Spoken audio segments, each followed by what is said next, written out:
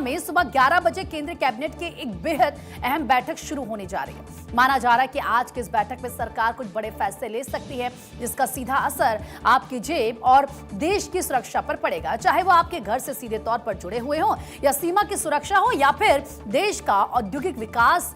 आज की टेबल पर बड़े एजेंडे तय होने वाले हैं।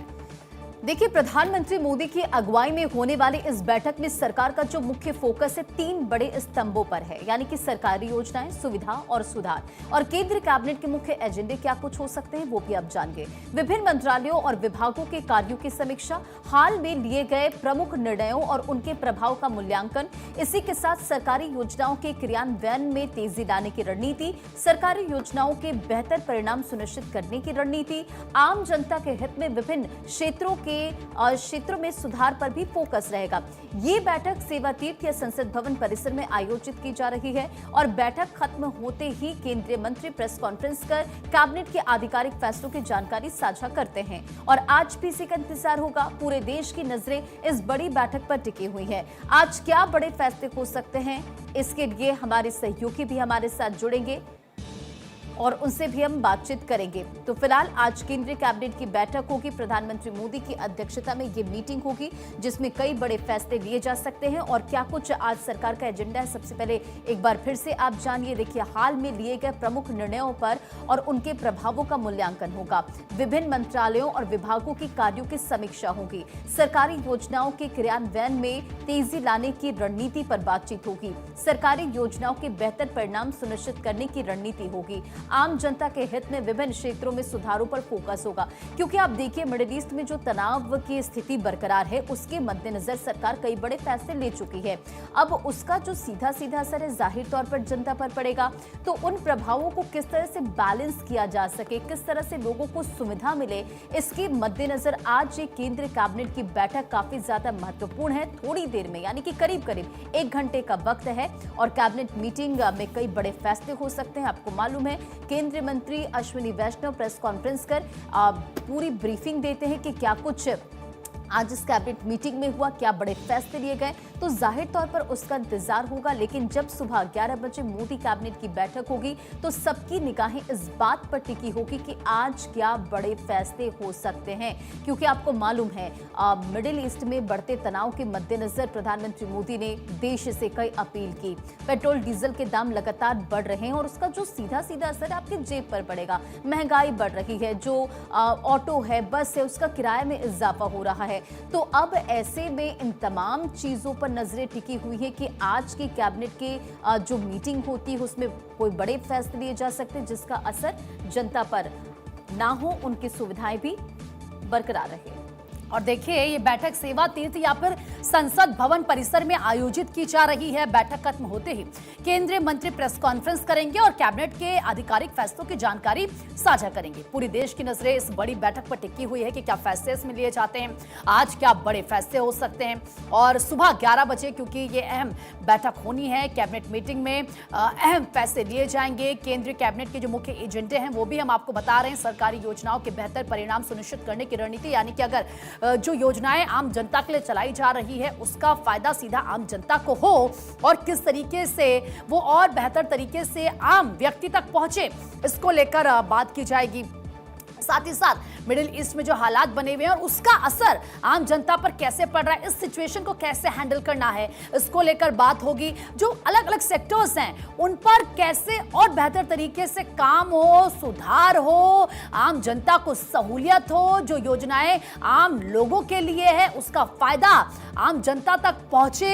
ये तमाम ऐसे मुद्दे हैं जिन पर बातचीत की जाएगी। और एक ऐसा नहीं है कि किसी एक सेक्टर को लेकर इसमें बातचीत की जाएगी, हर सेक्टर को लेकर इसमें बातचीत की जाएगी। विभिन्न मंत्रालय और विभागों के कार्यों की समीक्षा की जाएगी, कैसा काम ये लोग कर रहे हैं, हर डिपार्टमेंट अपना काम कैसे कर रहा है, अच्छे से कर रहा है, नहीं कर रहा है, अधिकारी लोगों की समस्याओं को सुनते नहीं सुनते हैं।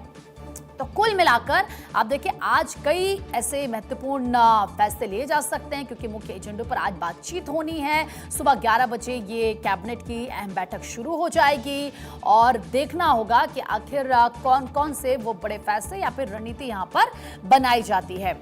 सबसे बड़ी बात जो इस वक्त ताजा हालात हैं वो मिडिल ईस्ट में हो रही जंग और उस जंग से कच्चे तेल के बढ़े दाम, और जो वो दाम है उसका असर आम व्यक्ति की जेब पर क्योंकि पड़ना शुरू हो चुका है। पेट्रोल, डीजल, सीएनजी सभी चीजें जो है वो महंगी हो गई हैं, दाम बढ़ चुके हैं। तो ऐसे में कैसे इस स्थिति को, परिस्थिति को हैंडल करना है, इस सिचुएशन को, इसको लेकर भी बात की जाएगी।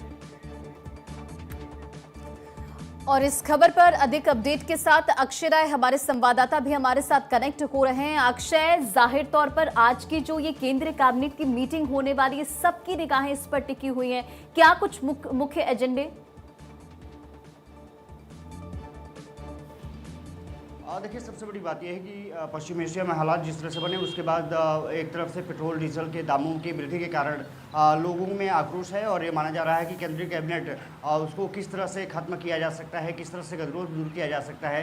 क्या कुछ पेट्रोलियम कंपनियों से बात की जा सकती है, क्या कटौती की जा सकती है पेट्रोलियम पदार्थों के दामों में, उसको लेकर के भी मंथन माना जा रहा है कि इस बैठक में हो सकता है। इसके अलावा इंफ्रास्ट्रक्चर प्रोजेक्ट्स को लेकर के और साथ ही साथ जो चेन सप्लाई है वो बाधित न होने दिया जाए, उसको लेकर के चर्चा की जा सकती है। मुझे लग रहा है कि देश में जो कोल की स्थिति है उसको लेकर के भी चर्चा की जा सकती है कि एनर्जी जो सेक्टर है वो किस तरह से प्रभावित हुआ है, किस तरह से हम अपने काम कर सकते हैं ताकि आने वाले समय में एनर्जी की जो उपलब्धता है वो भी बरकरार रखे, सप्लाई चेन पूरी तरह से बाधित ना हो। और देश में जिस समय बिजली की कई जगहों पर प्रदर्शन नजर आए बिजली कटने के कारण, उसको किस तरह से बेहतर किया जा सकता है। माना जा रहा है कि उसको मजबूत करने की दिशा में कुछ कदम उठाए जा सकते हैं।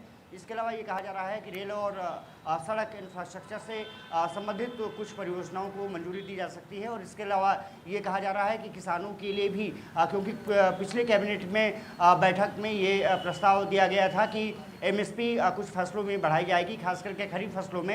ये माना जा रहा है कि किसानों को कुछ और राहत दी जा सकती है, क्योंकि इस बार का ये माना जा रहा है कि मानसून कम रह सकता है और जिसके कारण उत्पादन जो क्षमता है वो किसानों की कम होगी। ऐसे में माना जा रहा है कि कुछ क्षेत्रों के लिए विशेष राहत पैकेज की घोषणा की जा सकती है। देखना दिलचस्प होगा कि क्या कुछ इस बार प्रस्ताव कैबिनेट में आता है, उसको पास किया जाता है। लेकिन 11 बजे की कैबिनेट बैठक शुरू होगी और ये माना जा रहा है कि लगभग 1 बजे तक कैबिनेट की बैठक चलेगी और 2:30 से 3 बजे के आसपास प्रेस कॉन्फ्रेंस अश्विनी वैष्णव करते हुए नजर आ सकते हैं। कैबिनेट में हुए प्रस्तावों को जानकारी देते हुए कैबिनेट मंत्री अश्विनी वैष्णव आपको 2:30 से 3 बजे के करीब दिखेंगे। और अक्षय, जो काम अभी तक अलग अलग डिपार्टमेंट्स की तरफ से किए जा रहे हैं, अलग अलग सेक्टर्स को लेकर अगर हम यहाँ पर बात करें तो उसकी भी समीक्षा की जाएगी और बेहतर तरीके से आम जनता तक योजनाएं कैसे पहुंचे इसको लेकर भी बातचीत की जाएगी।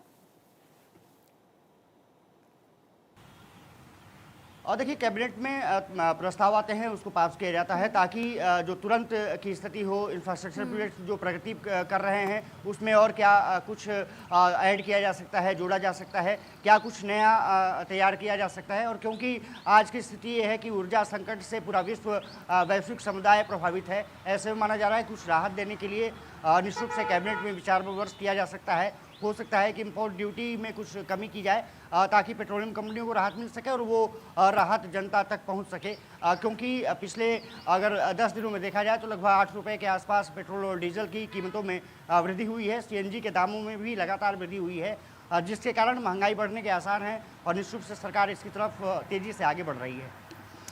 बिल्कुल अक्षय, बहुत बहुत शुक्रिया इन तमाम जानकारियों के लिए। आप भी नजर बनाए रखें। तो जाहिर तौर पर आज जो केंद्रीय कैबिनेट की मीटिंग होने जा रही है वो काफी ज्यादा महत्वपूर्ण है। चलिए आगे बढ़ते हैं। उत्तराखंड और गुजरात के बाद असम भारत का ऐसा